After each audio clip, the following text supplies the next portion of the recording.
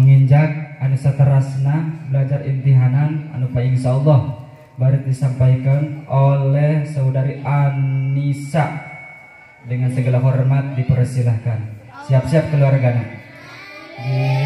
Salam alaika ya.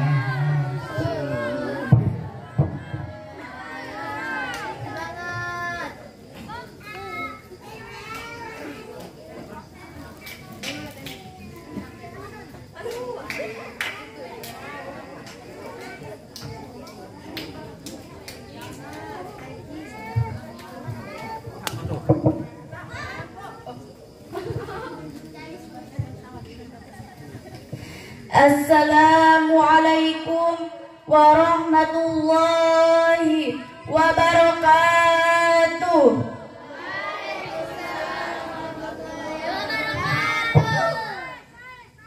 Sasamping masa samping ngan teu sasempak, kakuping maka kuping tapi kirang kompak. Sakali deui assalamualaikum warahmatullahi wabarakatuh.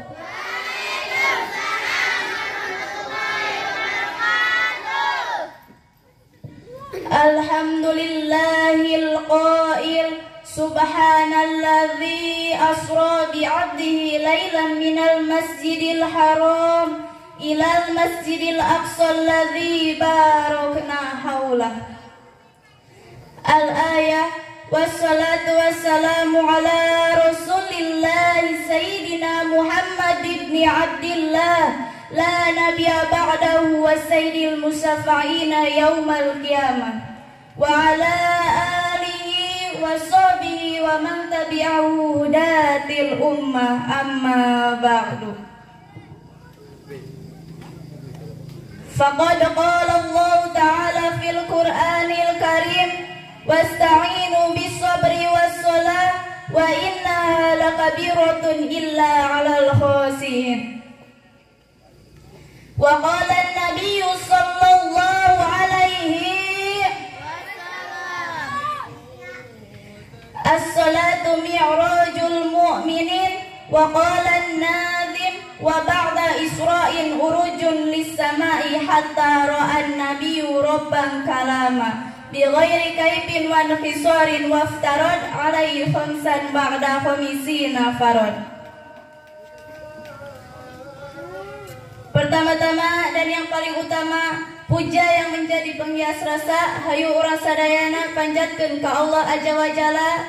Puji anu janten penghias hati hayu urang sadayana panjatkeun ka Allah Rabbul Izzati anu memiliki segala puji orang kota orang si. Oke tahilah para santriawan dan santriawati anu sangat cantik jeung ganteng-ganteng sekali. Alhamdulillah.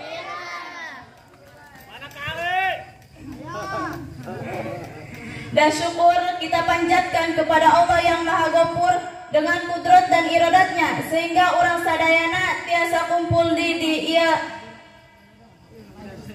acara memperingati Isra wal Mi'raj Nabi Muhammad sallallahu alaihi salawat dan salam semoga tercurahkan kepada junjungan orang, yaitu seorang proklamator yang tak pernah naik motor, seorang proklamasi yang tak pernah pakai dasi, dan seorang pahlawan yang tak pernah makan bakwan, yakni Habibana wa Nabiyana wa Maulana Muhammadin. Oke tahirap ka para keluargana, para sahabatna, para tabiin tabiatna, dugi ka urang sadayana selaku umatna. Amin ya Allah ya Rabbal. Araya kene di araya. Ibu-ibu ayah, bapak-bapak, bu, pak, abdi pada naros wios teh wios. Ari ibu-ibu sareng bapak-bapak cinta teh ka Rasul, ka Nabi, ka Abi, bedaikeun. Mau merentaunya.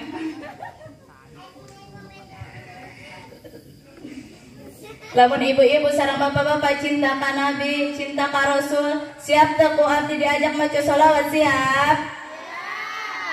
Lah bohong. Ayo sasarangannya. Subhanallah walhamdulillah wala ilaha illallah. Subhanallah walhamdulillah wala ilaha illallah. Allah. Semangat sasarangan Bu. Allah. Allah ya Allah. Subhanallah walhamdulillah wala ilaha illallah. Subhanallah walhamdulillah wala ilaha illallah. Allah Allah ya Allah. Apa mudah-mudahan urang sadayana anu tadi parantos maca ka sholawat ka mantena kinkeng syafatul uzma di yaumil kiamah. Amin ya Allah ya Rabbal alamin.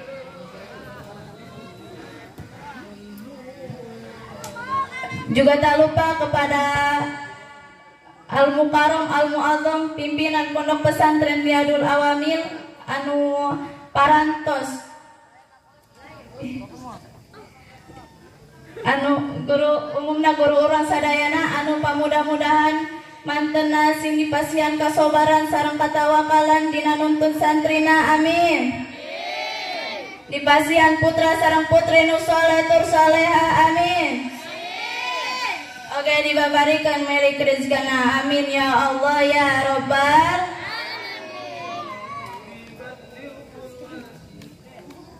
Oke tahilap ka para ibu-ibu sareng bapak-bapak anu tos nyempatkeun hadir di ieu tempat.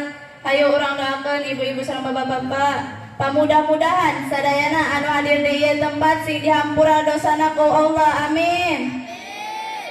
Dipasihan yuswa anu panjang kanggo taat ka Gusti Allah amin. Dibabarikeun merik rezekina amin. Oge sing tare ka balalayar hutang-hutangna amin ya Allah ya Rabbal alamin. Tuh nya nu boga hutangna gede maka ciri nyebutkeun amin age pangpedasan benar.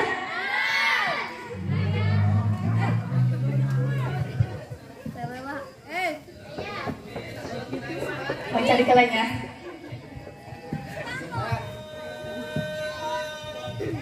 Cai kali kalau cai sprint. Hadirin rahimakumullah. Saudara-saudara, sidang peringatan Isra Mi'raj yang berbahagia. Ada tangan-tangan biasa, ada tangan luar biasa. Tangan-tangan biasa contohnya tangan orang mangan saukur bisa melak pare, melak kacang, ngan saukur gitu dongnya, benar? Tapi tangan Nabi Isa alaihissalam adalah tangan yang luar biasa, menyentuh orang yang terkena penyakit kulit, lepra, kusta, sembuh seketika itu juga. Oke, mampu menyembuhkan orang-orang buta hanya dengan meraba. Merabanan dia. Ayah tongkat-tongkat biasa, ayah oke tongkat luar biasa. Tongkat-tongkat biasa mah tongkat orang anu dijieun tina kayu jati, ai tongkat Nabi Musa. Ai tongkat Nabi Musa mah tongkat nu luar biasa. Dilempar jadi ular besar, dipukulkan ke lautan menjadi 12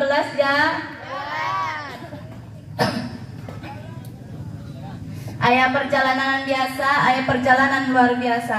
Contohnya perjalanan ti dieu ka Bandung umpama 2 jam eta biasa, perjalanan ti dieu ka Jakarta 2 jam eta biasa. Keluyuran di malam hari, wakuncar di malam-malam minggu eta jalan-jalan biasa. Contohnya dongkor ilanya seur nu lalar lewat eta wakuncar di malam hari eta manggus biasanya nu leumpang jeung doina gitu eta nya. Tapi perjalanan Isra Mi'raj adalah perjalanan yang luar biasa. Peristiwa yang ajaib, kejadian yang menggemparkan dunia dan tidak akan ada lagi peristiwa yang luar biasa semacam ini. Coba bayangkan saudara-saudara, Biasanya dari Masjidil Haram Mekah Al-Mukarramah sampai ke Masjidil Aqsa Palestina, perjalanan anu memakan waktu 40 hari 40 malam dengan onta, 2 bulan jalan kaki, belum lagi mi'raj. Dari Masjidil Aqsa Palestina menuju satu tempat yang paling tinggi sekali, itu hanya dilakukan oleh Rasulullah Sallallahu Alaihi Wasallam.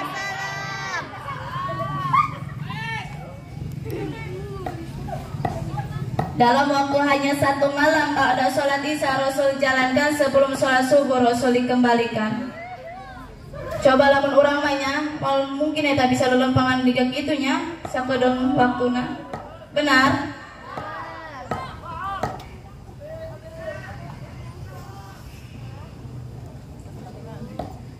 Peristiwa anu teu bisa diukur ku akal manusia, tapi harus diterima ku hati nurani anu tertancap imannya. Makana loba sarjana anu teu percaya kana peristiwa ieu, kecuali para alimin ulama, para kiai, para santri karena kita percaya kana ayana peristiwa ieu. Soalna eta mah make imannya, sanes make logika. Benar? Saudara-saudara, sebenarnya peristiwa serupa pernah terjadi kalau tidak salah di zaman Nabi Sulaiman dahulu. Ketika itu Nabi Sulaiman dengan para tentaranya bersiap menjemput ratu dari negeri Sabah yang bernama Balkis.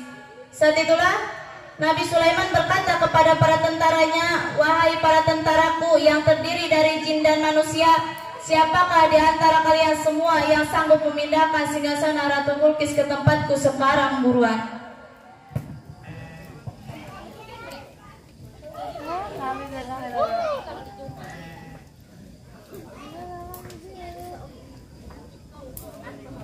Saat itulah ada yang mengangkat tangan dari satu tentaranya yang dari bangsa jin, namanya Abdul Jan, bapaknya jin seraya berkata, "Wahai Tuan Sulaiman, saya sanggup memindahkan singgasana Ratu Balkis yang ke tempat Tuan sekarang juga sebelum Tuan berdiri dari tempat duduk Tuan." Nah, yang dalam bahasa Al-Qur'annya, tepatnya Quran surat An-Naml ayat 39. Qala ifritum minal jinni ana atika bihi qabla ayyartadda ilaika tarbuk. Qala ifritum minal jinni antaquma mim maqami.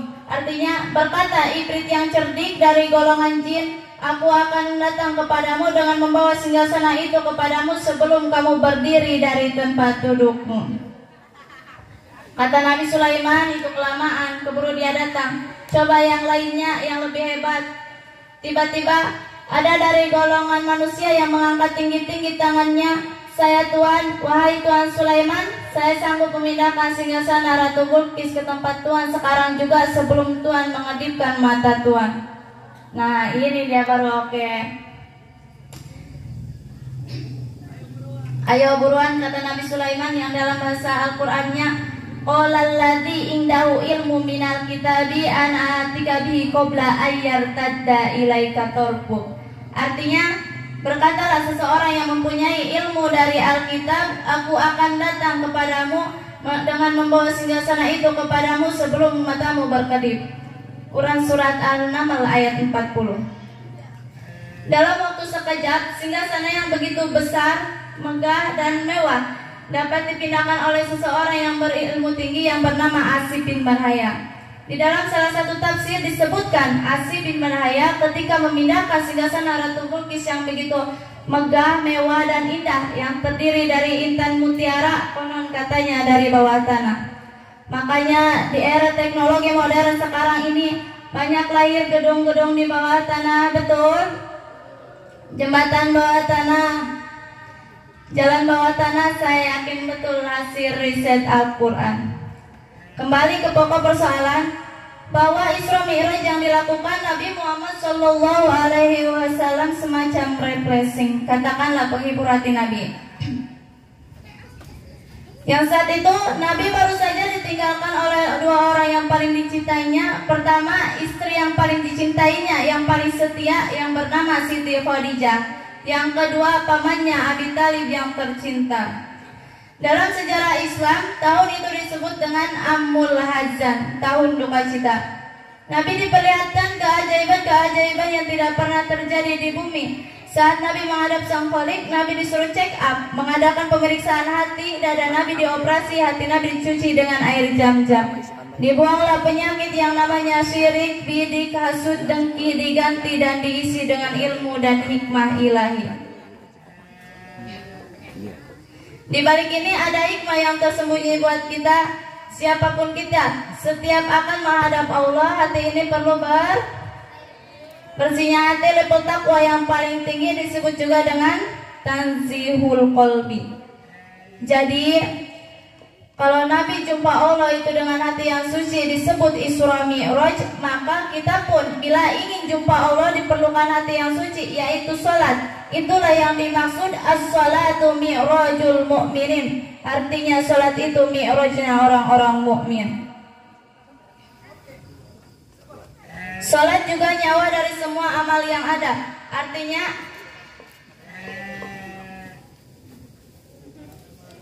saudara-saudara, Isra adalah perjalanan dari masjid ke masjid masih di sekitar bumi. Disebut juga dengan hubungan horizontal. Sedangkan Mi'raj dari Masjidil Aqsa Palestina naik ke langit nomor 7, naik lagi ke Sidratul Muntaha, naik lagi ke Mustawa, puncaknya ke Rafrafil Akhdar, satu tempat yang paling tinggi sekali. Di sana terjadi dialog antara Nabi dengan Allah, Zat yang Maha Suci. Dan kata yang meluncur dari mulut Nabi adalah Ilahi anta maksudi wa ridhoka matlubi.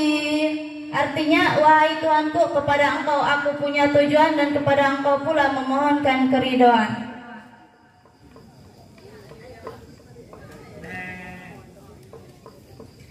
Dari perjalanan Isra Mi'raj itu produk yang didapatkannya adalah sholat, yang sekarang menjadi 5 waktu, di mana sebelumnya adalah 50 waktu.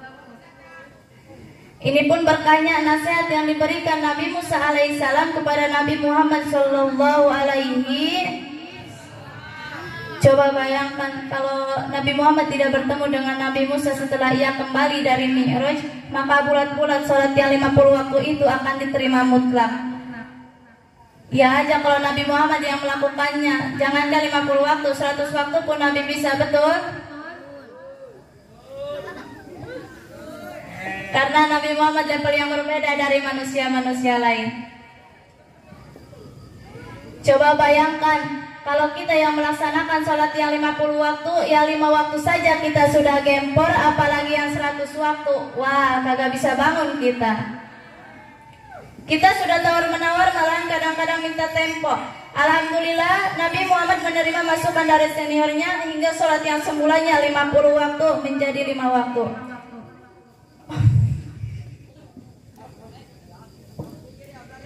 Ini pun berkahnya masukan yang diberikan Nabi Musa kepada Nabi Muhammad.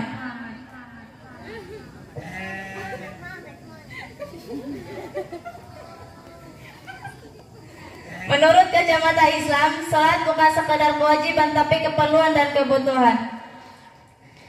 Artinya, siapa yang perlu Allah salat, berarti yang tidak salat dialah yang tidak perlu Allah dan tidak butuh Allah. Sombong nian orang itu. Dan masih banyak lagi fungsi sholat menurut kacamata Islam. Di antaranya sholat adalah tiang agama. Siapa yang mendirikan sholat berarti dia telah siapa yang melaksanakan sholat berarti dia telah mendirikan agama, dan siapa yang meninggalkan sholat berarti dia telah merobohkan agama. Selanjutnya, sholat juga nyawa dari semua amal yang ada. Artinya amal-amal yang dilaksanakan tidak akan bergerak atau mati manakala tidak dimobilisasi oleh sholat. Ringkasnya, amal-amal yang dilaksanakan akan bergerak, seakan bernyawa setelah sholat menjadi peranan.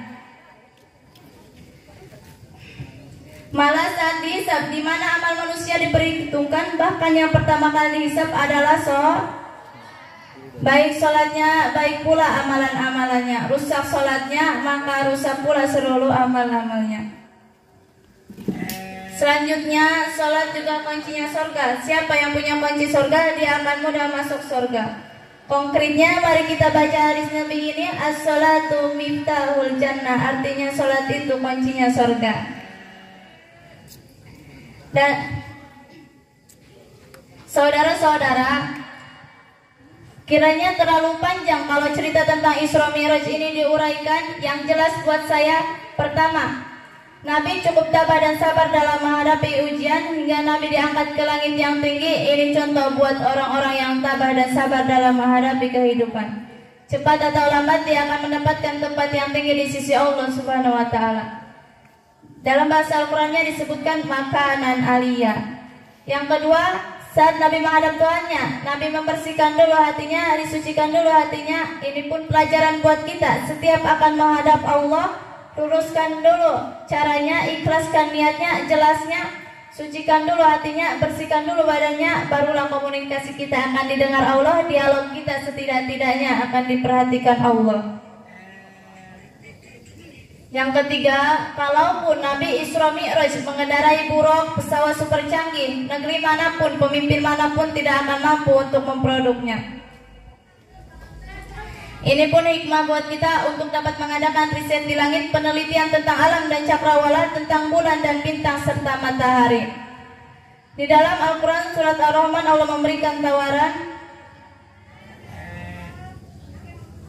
Ya ma'zarul jinni wal insi in istata'tum an tanfudu min aqtaris samawati wal ardi fanfudu la tanfuduna illa bisultan. Artinya, hai golongan jin dan manusia, siapakah di antara kalian semua yang sanggup menembus, melintasi penjuru langit dan bumi, maka lintasilah. Kamu tidak akan mampu menembusnya melainkan dengan kekuatan. Quran surat Ar-Rahman ayat 33.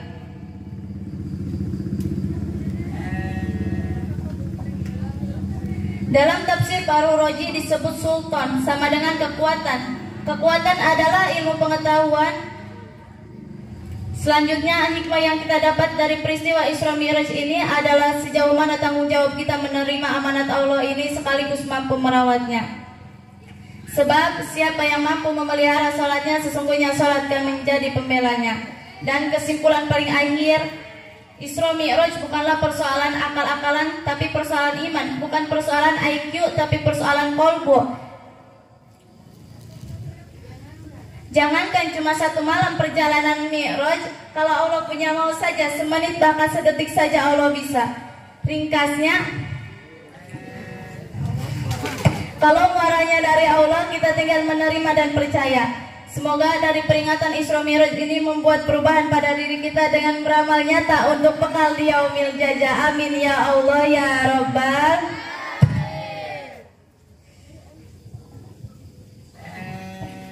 Kuburubung ayeuna atas wengi, panginten cekap sakieu bae nya.